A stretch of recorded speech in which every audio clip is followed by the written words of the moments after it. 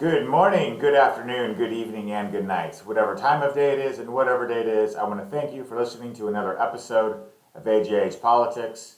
I'm Eric. In this episode, we're taking a look at the Topeka, Kansas City Council races here in 2025, where I asked them, why should a libertarian vote for you? I asked the candidates.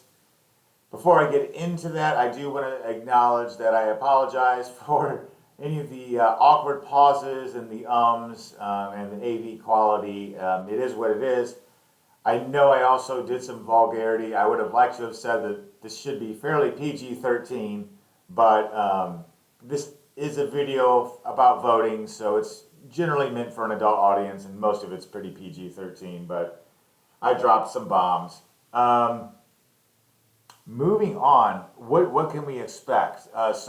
I already told you what the question was. Episode 1 is going to be the incumbent from District 1, which is Karen Hiller, and I just did the incumbents first just because I did. So episode 2 will be from District 1, William Neger. The odd districts are what are up for election here, so next would be District 3, and episode 3 will be incumbent Sylvia Ortiz. Episode 4 for District 3 challenger Daisy Karima.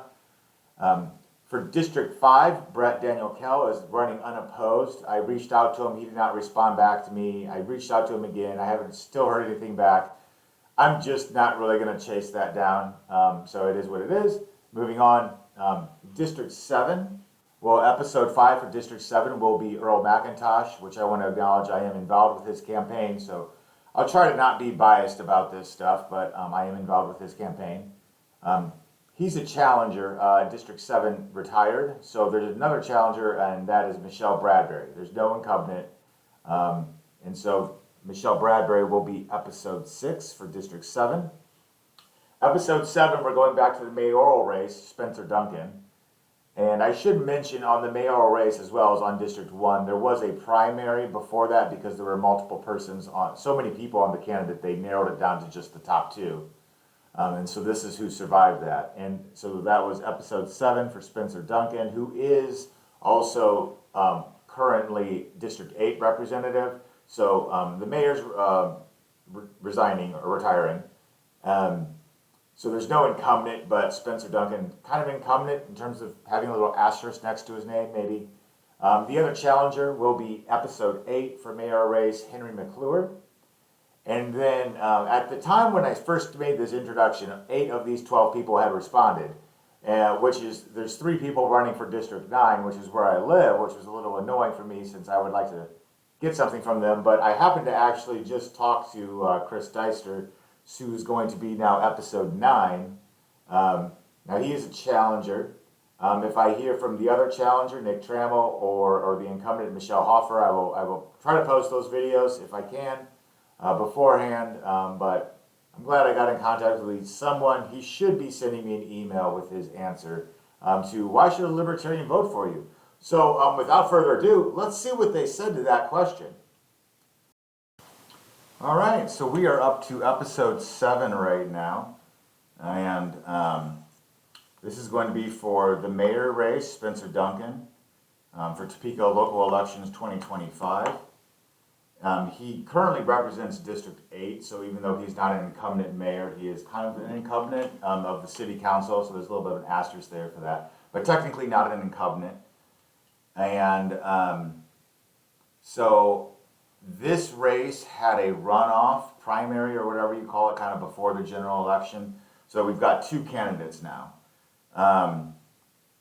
And so I asked this question then. I haven't re-asked it. I actually have already posted this. I'm just making a brand new video about it, so just to kind of make it a part of this series. So it's a little bit of a long response, so let me shut up and read his response there. So I asked him, why should a libertarian vote for you? And Spencer Duncan says, Eric, thanks for reaching out and asking the question. There are a few levels of response here.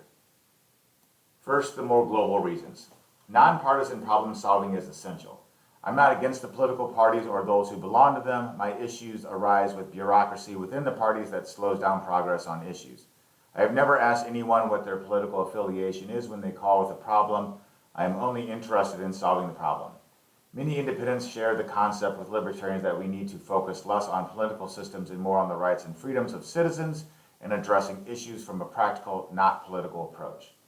Second, more specific is my approach to governance that may be in line with the libertarian. I believe in limited government and less overreach with a focus on individual freedoms. I have been a strong advocate of lower taxes, smaller budgets, and responsible spending. I propose mill levy decreases every year, voted to stay revenue neutral, proposed budget reductions, and created a program to help low-income seniors and disabled veterans with their property taxes. Also, I have opposed any effort to increase sales tax. I support property rights, and during my time on the council, have introduced the repeal of some regulations relating to permitting and other uses. I have a strong belief in personal liberties and civil liberties. Beyond my staunch support of First Amendment rights, I value personal privacy. For instance, I have concerns with cameras in the city, and I support a host of personal liberties. For example, I used to lobby for the legalization of medical marijuana.